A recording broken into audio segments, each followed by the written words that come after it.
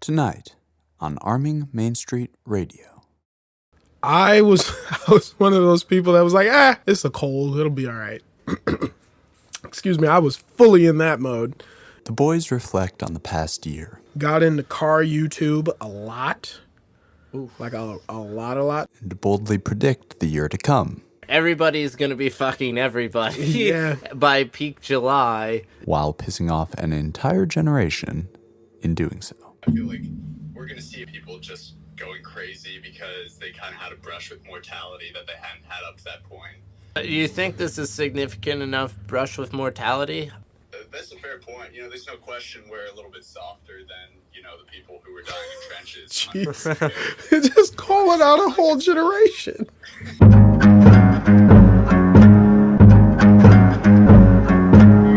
Don't wanna be an American. All right, welcome to Arming Main Street, episode 8. I'm Kendall. That's Connor. What are we talking about today, Connor? Let's get into it.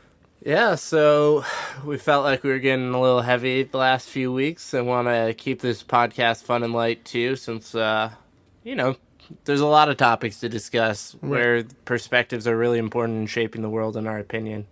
So, we thought, hey, let's reflect over the last year and a half we've been living with COVID.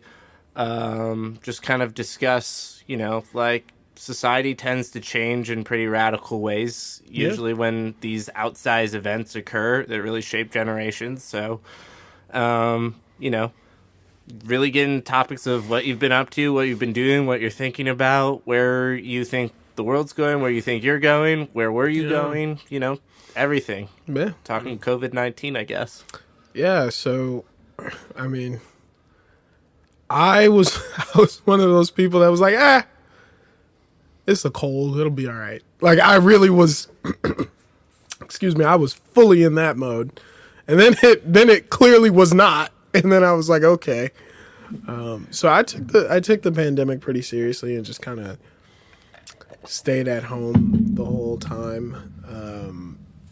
Really didn't do a ton, but I think ultimately started going for a lot of walks, right? Watching a lot of TV. So you did nothing books. at all during... No travel? Nope. No travel. None of that good stuff. If I wanted to see, my dad quarantine for a couple weeks, that, did the whole thing. And it's funny because we were talking about it. I'm a little disappointed that I didn't come out with a ton of new skills, but I did pick up photography, which, great pandemic hobby. Because you can spend all the time by yourself or with people you're comfortable with, just going for walks and taking photographs. So that was great for my mental health and just also my physical health too. But other than that, just kind of kept working. Yeah. Lucky enough to keep the job and just kind of stay focused that's really, I guess, the arc. We can hop into some of the pandemic entertainment in a bit, but yeah, what about you? How was the arc of my arc? There was a little bit. It was more turbulent, but all in kind of a positive way. Yeah. I graduated with my master's back in December, which was a pretty exciting thing. I started that program spring of 2019. Yeah. As a Zoom university, I was doing online classes through Syracuse while I was working at that time at my startup. Ad Adapted. They're an ad tech startup. Was not mine. I was an employee. I just want to clarify that. Yeah. Anyways, from there I ended up at Google, and I ended up leaving Google in October to go back to the startup I was at before. They had kind of given me a huge promotion to come in and take leadership over their product. Ultimately, obviously, I've sort of left, and this is what I'm focusing on now, is building sort of this blockchain company and marketing agency. But I also bought a house. I got engaged. Yeah. So none of those things weren't they weren't necessarily on the horizon when COVID hit. Right. Right. So that's quite a bit to kind of undertake. Yeah, no kidding. I also, before we continue, I feel like we have to make a necessary disclaimer. We are very privileged people. Yeah. And I think we both understand and have a lot of empathy for folks who this period was, the worst period of their lives. Because for some folks, it really was. And I just want to acknowledge that. And my heart goes out to folks who lost family members and all the people who didn't make it. In our position, we were just really lucky, right? Like, you had some major life events that were relatively positive. Yeah. I had a highlight reel of sorts. I also feel like I struggle with mental health quite a bit, which I neglected to bring up. But, I started seeing a psychiatrist again at some point during this. So, I felt some pains through this, too. Yeah. I mean, it's a lot to ask people to stay at home isolated by themselves for a long period of time. Right. Even if you've got great things going on in your life, Yep. There's different struggles, but not to minimize or make comparisons by any means. Yeah. Like, everyone's experience through this has been unique. I mean, I think that's kind of the point of our show, though, right? Is like we all have these unique experiences and perceptions of the world, and that's the only way we can understand the world as it is, if we all kind of share that information. Exactly. And I think there are, at least for me, there are some lighter moments in between, like, not just staring down the news all the time. So really pulling myself away from that. Got into car YouTube a lot. Ooh. Like a lot. Shout out Throttle House. Shout out the Straight Pipes. I love you both. Both those channels are so great. Kind of became a car guy, which is hilarious because I knew nothing. I didn't learn how to drive until I was 21. Didn't get a license until I was 22. Have you been talking to Jackson a lot lately? Jackson and I had some conversations, so that was a lot of fun. Also found that chiropractic, like massage therapy kind of YouTube, great for going to sleep. Interesting. Like, knocks me out. In what way? It's just this one guy. His channel's like chiropractic medicine. It's very simple. Yep. But he just, like, the way he talks is so soft. He's just like scanning spines and tweaking stuff. It's not like the loud, like, boom cracks that people are used to. And so I've really enjoyed that. Basically, YouTube was kind of the rabbit hole I stayed in. I didn't watch a ton of television and stuff like that. I stayed kind of in YouTube land. I think your Gen Z is showing there, Kendall. It really is, which is hilarious because that's about the only way I'm Gen Z. I don't mess with Twitter. I don't mess with a lot of things, but yeah, YouTube is the jam. It's just so fun. Like, you can channel. So one of my dreams is to build most of the furniture in my future home. So I watched a ton of woodworking YouTube as well, right? Like, learning how to make beds, learning how to make sofas, learning how to make bookcases. So I think there was some interesting ways in which I channeled, some of my passions that I couldn't really, like, act on per se, but, like, you can gather that knowledge. Yeah, no, I mean, to some extent, like, I've never aspired to. Well, I have always aspired to work with my hands, but generally speaking, when I'm working with my hands, my patience wears thin, faster than I can learn how to do the stuff. Yeah. And I have issues keeping the materials in good standing and good quality through the entirety of the project. That's obviously putting, nice terms on me acting like a big child baby brat because I suck at doing it.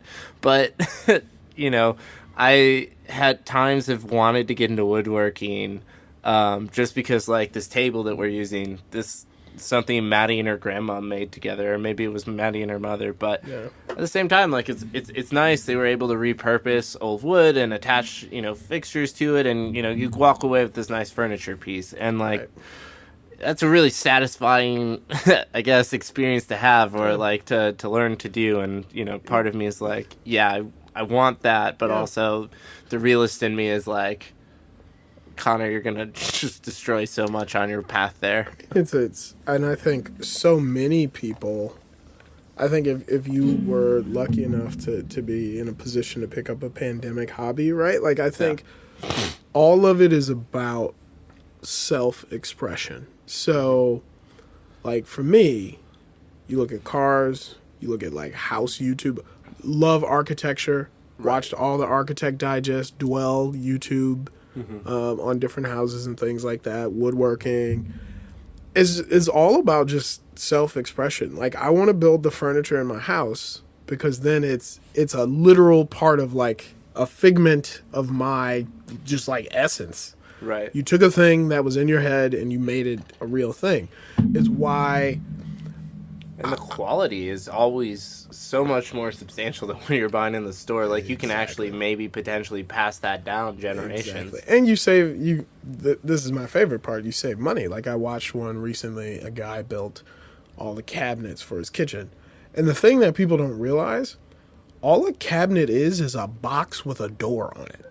That's it. It's a box with a door. And he had a big box company come in and, like, quote him for, like, I would say a medium-sized kitchen, $14,000. He did it himself, $6,000. Like, and you get the satisfaction of being like, oh my gosh, your cabinets are gorgeous. Where'd you get them? Oh, I built them. Like, you get to be that person. Yeah. Which I admittedly, my ego is such that I live for that. No, I can picture it now, us all at your house for some party, and you're unveiling basically the latest thing that you've put together. Right. It's going to be the bar cart or something. Oh, man. Don't even get me started. So, yeah, I feel like, did you pick up anything or did you do anything that you felt allowed you to express yourself a little differently? Yeah, so to some extent, did I pick anything up? Yeah, data science. Is that something that I'm like, excited or eager about? I mean, I guess professionally, absolutely. And that's kind of led to my idea with the business model. I spent a lot of this year and a half thinking through how to build a universal data model for this particular problem. Yeah. But that's my creative outlet. Like, for me, like, thinking of business ideas and, like, whatever, they keep popping in my head. And at times it's really, really distracting, but it's really fun, creative exercise because it's a framework almost. It needs these components. So how do I think through all of those things and the areas where they could be risky or whatever? Right. So it's like a puzzle is what I would basically equate it to. No, it's real. But Maddie and I spent a lot of time playing board games, Nice. Much to her chagrin, because I am, if I was frustrated with my own ability to put like something made of wood together, right, and required some patience, if a board game or a strategy game that I feel very confident in isn't going my way, you could imagine how I might behave in that situation too. So I'm not the most fun person to play board games with unless you like the intensity, I guess. Right. But beyond that, we were spending a lot of time, I guess, on the classics, Netflix. We got Paramount Plus recently and have been going through sort of this Nickelodeon revival, especially early 2000s shows. I introduced Maddie to Rick and Morty, which has long been a favorite cartoon of mine. I'm shocked she wasn't into Rick and Morty before. She really wasn't into cartoons the whole time. Oh. Not beyond sort of like the Fox Sunday night lineup. Yeah, interesting. Shame.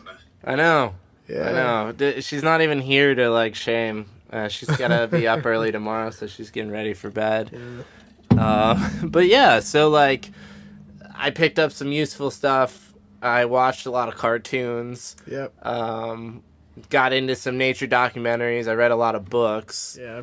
Gonna be honest, I kind of snuck away for travel for a week at one point. There you go. Went down to Florida. No judgment zone. It was interesting. That whole week we were down there. It was right after the restaurants reopened up around Memorial Day. But the beaches were still closed unless you were on a private beach, which the apartment complex we were renting a unit in for the week, happened to be. We were one of 3 people in like a building for like 60, so it was a ghost town, completely empty. No kidding. The plane was empty on the way there. Yep. You know, it was, you know, very like isolated experience. I mean, it was pretty nice and refreshing in a lot of ways, but Yeah. bizarre if you've ever been to Florida. It's not like anything it's ever looked like before. Yeah, I could believe that. I think that was one of the things for me that I was so like, the day I was fully vaccinated, I immediately went to go eat out. Like, I missed restaurants. It was just like a tour of like, I was just so happy to see like some of my favorites survived, right? Like it was one of those things where that was a big one. And then just the thought of being able to travel. Like, I booked tickets to Japan in December and like, you know, visiting friends and family and going up. And actually, I guess I did travel one time. I went to go visit some friends at their house in upstate New York, which was really quite refreshing. But it's like they had quarantined up there for 2 weeks. I quarantined here and then drove. Like, Right.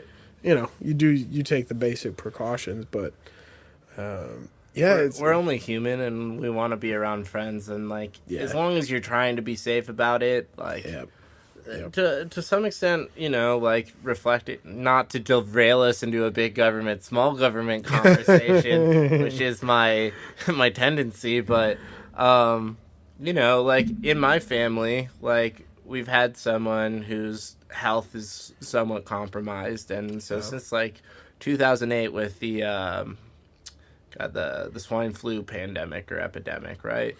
That was a really scary time for my family. And I remember, you know, taking all these precautions, wearing masks around, you know, spraying everything down with Lysol, whatever, because we took it so seriously. But we had been taking it seriously from that point on and never really stopped. And so a lot of my own natural tendencies were to do a lot of these things that were clean that would mitigate the risk of the spread of something like this. Yeah.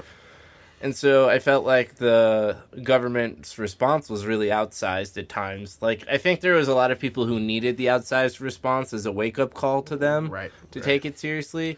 But then I think it, you know... the problem is, unfortunately, it was just, you know what, this is how I chalk it up. And people won't like this. A lot of folks have told me it's kind of a cop-out, but I don't think so. This is a lose-lose situation. If you were a person in power, right, like take Governor Whitmer. One moment, everybody is happy. She's shutting things down. She's doing what she needs to do. Wait, you're not opening things up fast enough. Wait, you're not shutting things down again. Wait, you're not doing... Lose-lose situation. So I was just like... So purple. I was just like, yo, I'm just gonna like wear a mask, and I didn't sweat the small stuff. Like the moment the CDC said, yeah, you're not getting this from like eating food, I got takeout all the time, right? Like it's just like, okay, like certain things I was not gonna sweat because I wash my hands frequently. Like I'm a pretty like neat, hygienic guy. And so, you know, it was kind of easier in that sense. But yeah, overarchingly, unfortunately, we don't have a collectivism. It's not a us, we, it's an I, me kind of society where, you know, if it's not me and mine, then you do you. I don't really care. Right. Unfortunately, that's kind of where we're at. But I also think coming out of this moment, what I am very, very interested to see is how receptive people are to one another. Now, I think politically, well, I think that's a lost cause for a while. But I think just as far as like building friendships, like I'm moving into a new apartment. I'm interested to just sit in the community lounge every day and kind of just see what happens. Right? You're one of those people who can actually meet people? Yeah, it's like I want to see what human beings kind of crop up. You know, what's happening. See if people are receptive to more friendships. And then I also wonder if there's going to be a big rush to like getting relationships. I know a lot of folks who were single during the pandemic. That became there were a lot of articles about that. Like, whoa, if you live by yourself and you're single, you know, how rough that was mentally. So I'm very interested to see what the dating scene is like this summer. I mean, I think there was one point where you said earlier during dinner, everybody's going to be fucking everybody by peak July. Yep. And I'm like, oh, cool. Let's watch the health statistics on that as that goes up. It sounds like you think there's going to be basically a single bubble where it's going to build to a point in the middle of the summer where it's going to peak, and after that, relationship season starts, which seems to be the cycle anyways in social cultures, you know. Summer's for fun, and then you head into fall for your nice winter blanket. Everybody's going to outkick their coverage. Just go for it, ladies and gents. Just go for it. Swing for the fences and see what happens. Do you think it'll be like after World War II at all in terms of like a baby boom? I know that we talked about this a bit, like at least we as in the mainstream media to some extent, right, have talked about basically how there was going to be this COVID baby boom because everyone's all locked up, coupled together. I think couples you saw people either splitting or like realizing like they fucking work. Yeah, doubling down. But with single people, you know, they might be now ready to, you know, go on, pass their genes on and have kids and have families. Do you think that like we're going to see a baby boom? You know just delayed? what? I think what's so fascinating about COVID is that while it put a lot of problems to the forefront, right? Inequities all over the place. Then we had everything that happened with George Floyd. Like, all of this stuff happened at the same time. Didn't really fix that much. Like, people still have a lot of student loan debt. And now... Where's my $50K, Joe? Right? Come on, Joe. I'm still waiting. We can bail out banks, but we can't bail out people who went to school. I don't understand. That's another topic for another day. Yeah, no, but with shots fired, for real. So what's really interesting to me is that instead of coming out of this like better, like had we gotten the student loan thing, had some other things happened.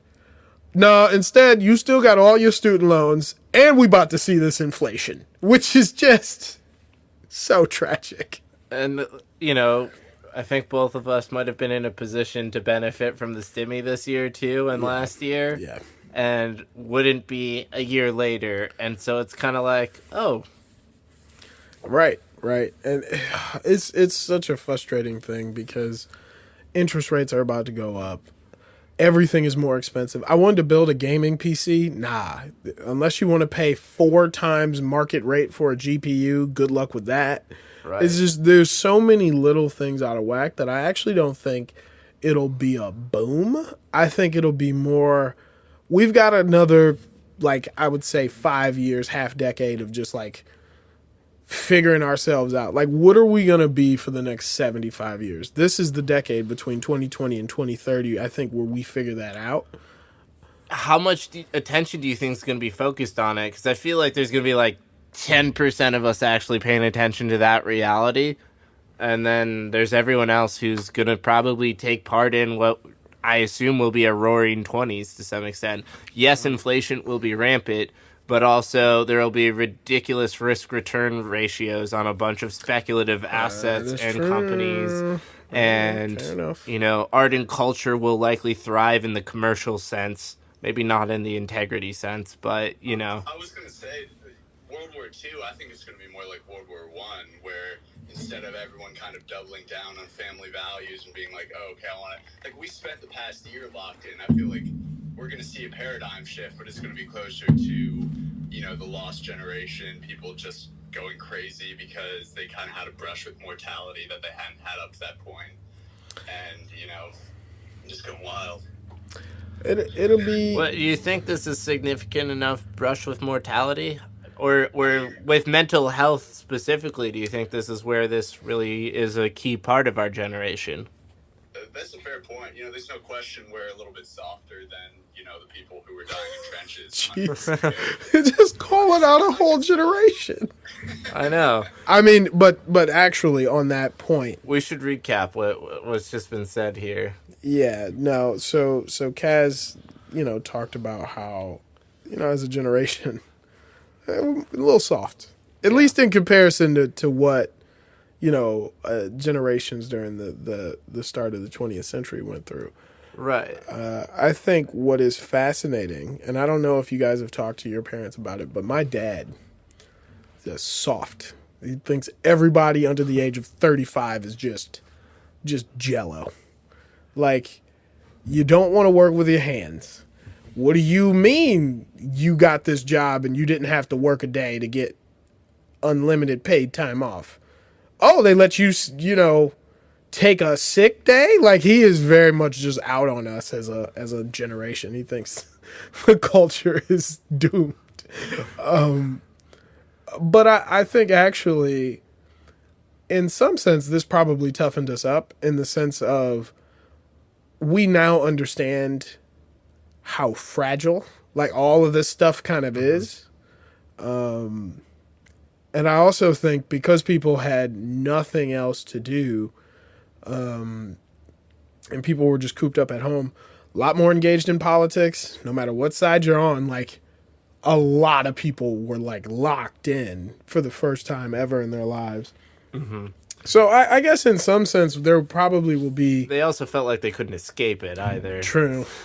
I think there will in some sense be more maybe civic engagement from us going forward, but ultimately, I hate to be the Debbie Downer, but that's kind of my role. I think we are going to get slammed financially. I think those of us who are not doing well already, this is going to be a tough decade. Everything is more expensive. Do you think it's going to be like the 80s, though, where everything was regional? Because it does feel like things are so regionally disconnected. I mean, even from our discussion last week about, like, the idea of a cost of living index instead of a minimum wage or a UBI. Yeah. I feel like inflation is going to kill cities. Or not kill them, but, like, damn near kill them. Yeah, I mean, prices are just sky high on things like homes and stuff like that. A lot of folks are going to get priced out. Although, on the flip side, on a more positive note, I think, like we saw in 2008, there's going to be a lot of cool businesses that come out of this. There's going to be a lot of cool businesses. I think we're going to start to see, if the infrastructure thing actually happens, I think you're going to start to see at least for a decade, maybe 2 decades, where we sort of get engaged in more infrastructure building, which is great because that creates jobs for folks that want to work with their hands. There's supposed to be like a climate corps, which would be dope. Like, I think that, you know, like a Peace Corps except for climate. So there's some... Who's going to work in these jobs, though? Because to me... Like, not to say that there's not people to work in these jobs, is that the people working in the trades and the manual laborers are understaffed as it is. Yeah. Well, here's what's going to happen is Construction in Detroit, they can't even find workers half the time. Here's what's going to happen. At some point, we're going to reach a place where it's like, hey, you want to pay $50,000 a year for college? Or do you, at 18 years old, want to make $75,000 paving a road? Because at some point, prices are just going to have to come up. The price for labor will, because they have to incentivize people to do it, right? Most of that labor force is retiring. Like you said, it's a gaping hole. So actually, for anybody listening right now, they're going to try to raise taxes to pay for it. True, but I think if you were 18, yep, and you come from a family that could not afford college, even in the sense of, like, maybe you get some scholarships, or like me, you take loans, get grants, that whole thing, even just the books. Like, it's not happening. Hundreds of books, or a couple hundreds of dollars a semester. Yeah, like, it's not happening, right? Like, living off campus, that sort of stuff is not happening. No. And you wanted to be an English major. no shade, but you know, that's an expensive route to go because you're probably going to go to graduate school for something, right? Like that's If you think you're going to be a writer, yeah, absolutely. Exactly. You'd have to be going down that path. Exactly. So I guess for me, I think eventually prices will rise and the industry will innovate, or somebody is just going to disrupt it, right? Like, take construction. I was watching a report on why it's so hard to build in California. Yes, regulations are a huge part of that, but take the regulations out. The construction industry just doesn't really innovate very much in the sense of like building new technology. So I think you're going to see innovation. You're going to see the price of labor come up because it has to. And then honestly, I think you're going to see a whole generation coming behind us, like the tail end of the millennials, and being like, how much debt do these idiots have? Yeah, I'm out. Like, I'm going to go do this and be a millionaire by 40. Potentially, but they're also coming of age in an era which video games and the metaverse are viable economies and alternatives, and who wants to fucking go do hard manual labor? It's hard enough to get kids to even give a shit about sports anymore. Yo, if you're a kid somehow listening to this podcast, I'm going to tell you, there's two gaping economic like windows. You either go into tech, you become a developer, or you learn a skill trade, because those two fields for sure will always get paid. Period. In this society. I don't know about being a banker. I don't know about a lot of stuff happening. If you want to be a banker, go into data science. Yeah. It gives you banking skills. It gives you data science skills, which is just statistics, and it gives you computer programming skills. Right. Flexibility is the key in the economy of the future. Yep. Have options. Kendall and Connor's career corner. But yeah, no, I just, yeah. Oh, I was just piggybacking off of what you said, because I totally agree. I mean, that's what I hope people do, like take advantage of like this lucrative trades opportunity. And God forbid we end up in the worst of worst scenarios from like a governance perspective. Those skill sets are going to be crucial to like everyone's survival. We cannot have all the geriatric guys that are doing it now, you know, be the ones to die off with that knowledge. And not to be ageist or anything in that sense. I guess that came off really rude, but just meant it's an imperative that like we, you know, transfer that knowledge to the next generation, and that there's competent people kind of doing these trades. It's very important. I think that the other thing that comes out of the pandemic is a shift in sort of what we know to be possible, because this was such a disruption, right? The rise of remote work.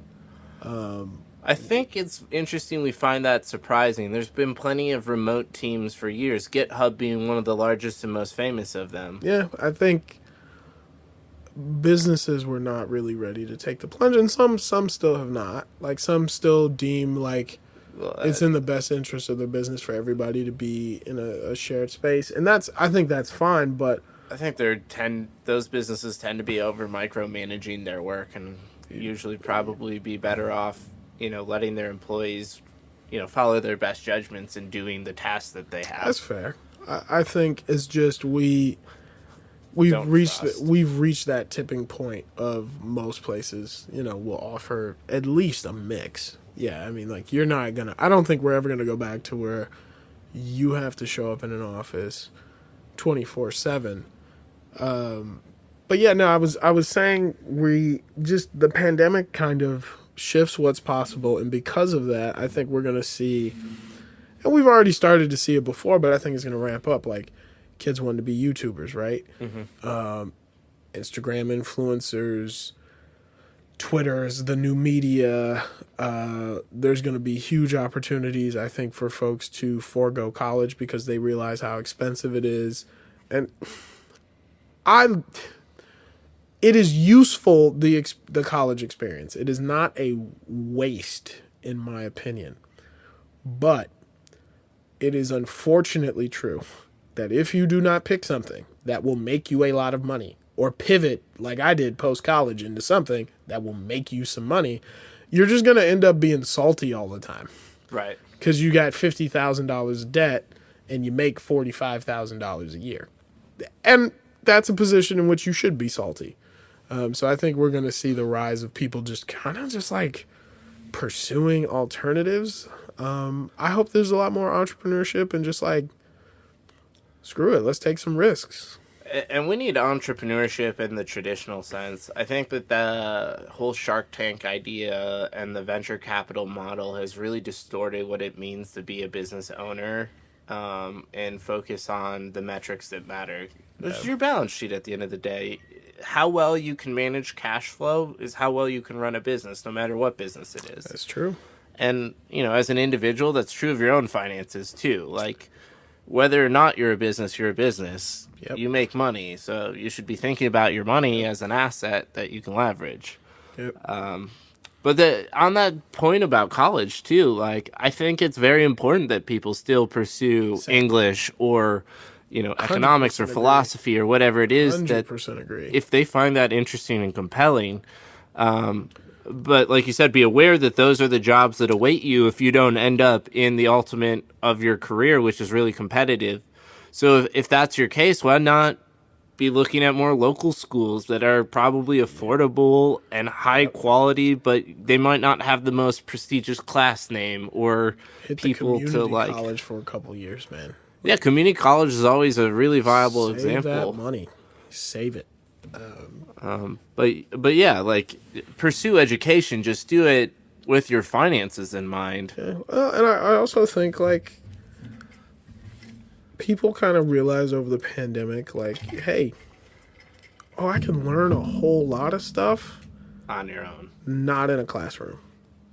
Like human beings are designed to learn our entire lives for the most part. We're inquisitive by nature. Exactly. So I think ultimately we kind of saw the rise of that as well. Like I got a masterclass subscription and it was great. Like even though I did learn a lot from Gordon Ramsay, like, showing me how to cook, but I think there was just a lot of cool information out there that people were able to absorb. I think people are switching careers. Part of the work shortage, like we talked about last week, one of the things I was reading this week was about how a lot of people are just like switching careers and just like grinding on that. So Yeah, no, and good for them. Find your passion, follow it, know what you want to do, and sometimes that takes some years in industry, whatever it is that you were doing, to recognize this isn't for me. I think it's something like this, and go for it. Yeah, and taking a big swing. Like, I know people who are like trying to be interior designers now because people realize, and this was actually a really funny thing that came out of the pandemic as well. People being like, wait, my house sucks. Mm-hmm. I want a better house. Like, like in the sense of just like design, right? Like, wait, I want a beautiful space since I have to be in it all the time.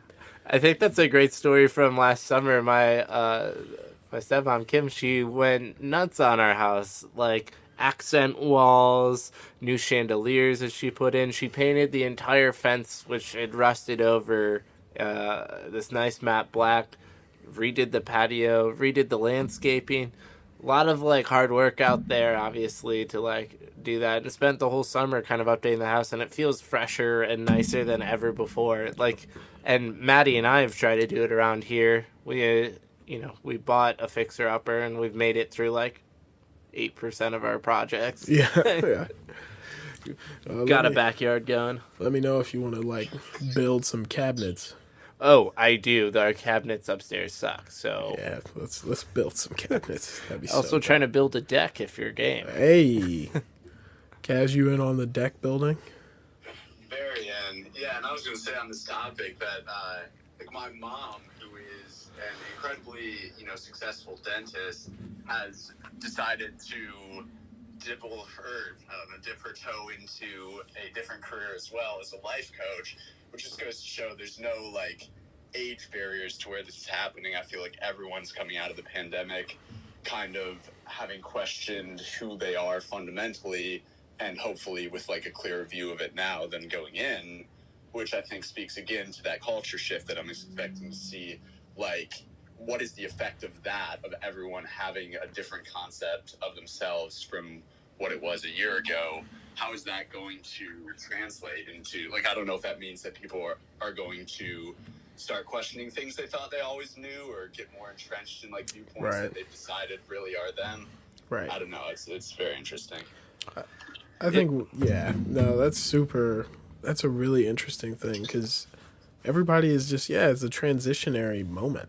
Yeah, I mean, I feel radically different than I did at the start of this pandemic. Yeah. Like, I mean, we touched on it earlier, but, like, you know, I was working in sales, you know, advertising at the time period, in school, and just kind of lost, not sure what was next, what was at the end of the finish line, if there was anything. And I had a full breakdown last August. Yeah. You know, my whole body, mind just shut down for a month and a half. Like, I was just in the depths of despair, unsure what comes next. Because I was done with my classes in September. And the thought of being in the role I was in, as wonderful as the benefits and the people I was working with were, you know, it was empty. It was not gratifying. And I had gotten involved with some other projects to augment my work. And I just felt like I was being boxed in and my world was getting smaller, and especially being, you know, isolated with just one person for months at a time. As much as I love her, you know, It's a lot. It was overwhelming. Yeah, no, I could definitely see that. This might not be, I don't know, the right platform to bring this up, but today is actually the year anniversary of a friend who I lost during the pandemic, of, you know, a overdose related, you know, thing, but basically probably had a lot to do with the isolation and all of these mental health things that we're seeing. And so I guess, like, obviously that's a bit of a downer note, but from the, you know, optimistic standpoint, like, we made it through this, and that's no small task, you know, and I'm hoping that kind of energy that I know a lot of us are feeling right now, we can kind of channel and turn into something really positive and powerful. Yeah, I mean, through the depths of despair of something so tragic, losing your friend to an overdose in the middle of this, you know, no part being that it wasn't involved with, you know, COVID, or was involved with COVID. Like, it, regardless, is very sad. And I think, the whole point that, like, obviously the pandemic affected us all differently and to different degrees, and obviously our own mental health and mental stability probably was a huge factor before going into this, how we fared. But I have a whole new perspective on myself and what I'm trying to do, and you know, like, there's growth there, and for the people who found growth and meaning, like, more power to you. I know how relieving that is to feel. And to everyone else who's still struggling to figure it out, like, you know, keep fighting to be you. That's the whole point of this, I guess. No, I mean, it's the pandemic was so interesting in that everybody's experience was so unique. We did, you know, my family, we had a close call with COVID, but everybody made it out, survived, right? I went from making not very much money to a lot of money at the end of the pandemic, right? Like, my family tree, at least financially, if things keep going the way they're going, is changed forever. The lack of distractions, I guess, ultimately paid dividends for me, but I was personally thankful for the lack of social distractions. I feel like, from a drinking perspective, it was getting unhealthy and out of hand. Gotcha. And I really indulged at the beginning of COVID, and I was like, okay, nope, walking that back, that's not for me. That's not whatever. And it feels like that it's such a social part of business and a part of that life. And I'm sorry, I completely interrupted you as you were going on, so I'm sorry. No, you're good. It's just, I think that's a good thing to think about is on one hand, there's a lot of isolation, which isn't great. But on the other hand, it gave people a lot of space to be introspective, which can be scary, admittedly, but I think it's also a part of a healthy kind of life, is having that time for introspection. Now, a year in a pandemic is not, I'm not saying that was like Shangri-La and, you were meditating every day, but you did have that opportunity to kind of go, oh, no, I'm not doing that. And then on the flip side, for me, I put my diet on autopilot and came out with that hot, like, pandemic 35. So you're up in the game from the freshman 15. yeah. So I have work to do going the other way, right? So, I think ultimately, as we kind of come out of what feels like hibernation, and some folks are grieving, some folks are super like elated to see family and friends and grandparents and all that kind of stuff. I think we're gonna have to take it a day at a time and just see what happens. Like, hindsight is 20/20, right? Like, we have Quite literally, we have no clue what impact this is gonna have on us long term. I think that the key is, my demeanor or my natural disposition tends to be that of a pessimist, but admittedly, I'm very optimistic in the sense that so many people are seemingly engaged in something, whatever it is. And I think, these big life events really knock you kind of off autopilot and make you think about your life, what you want to do, your place in it, like all that good stuff. Like going from a dentist to a life coach, which is really cool. yeah, it's huge. I guess it seems like we're wrapping things up. Want to maybe shift this to like sort of a lighter, fun note. If you want to go lead with sort of your highlight from the pandemic, let's leave with a highlight on a high note, and then the aspect of your next year out of lockdown, out of the COVID sort of restrictions. What is the biggest thing on your radar that you can't wait for, or that you're happy is returning? I think the two big highlights, for me, I had some really strong career growth, which is always awesome. And then, starting a podcast with my boys, that's also real dope. Because I've always wanted to do a podcast and just never put in the real effort. And so now we are, and now we're at episode 8 already. That's crazy. That's several months now. And then I guess looking ahead, I would say that the big thing is just being able to travel, right? Like, I can't wait to go to Japan. I can't wait to see all the places and do all the things. So that's my big one. Yeah, and we're really excited to follow along as you share your travels with us, Kendall. Yeah. Like, truly, I cannot wait. Especially the photography element. You gotta be sure to bring that along and do all your cost accounting, Of course. But I guess I'll just give my favorite pieces starting this and, kind of getting some clarity on who I am as a person, what I'm trying to do, and, taking the risk and starting this company and this nonprofit and this startup, which that's a lot to take on for anyone, but they all are so interrelated, and I get to work with my favorite people. It's most exciting piece.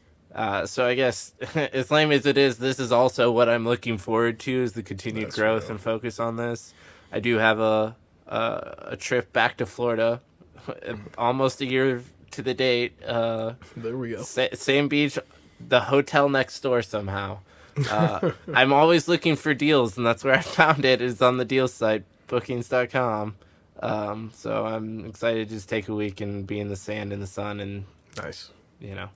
Whatever. But like you said, travel, good friends, good times, good memories. Yeah, exactly. Well, with that, keep arming yourselves with knowledge, and we'll catch you guys in the next one. Peace.